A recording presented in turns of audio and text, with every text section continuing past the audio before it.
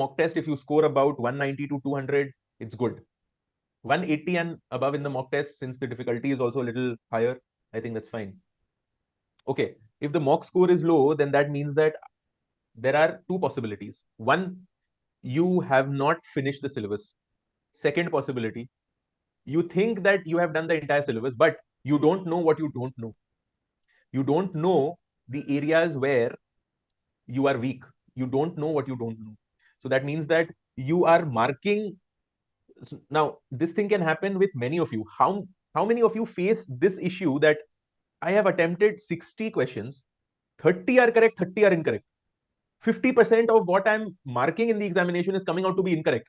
That means that you don't know what you don't know. You are confidently marking the answer which you think is correct, but it is incorrect.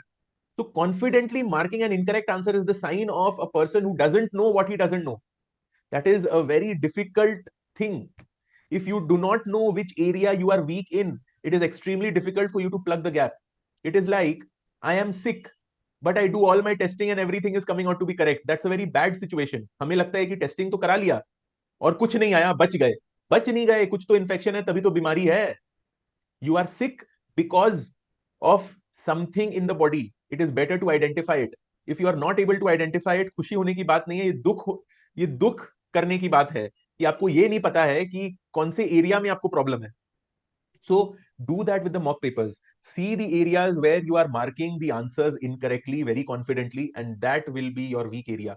That is again a reason why mock tests are important. One thing that please ensure is take each and every mock test with that much of seriousness like you take an actual examination. So that in the actual examination, you will feel that it's like a mock test. Your mock test should be taken with as much of a seriousness like you take an actual exam.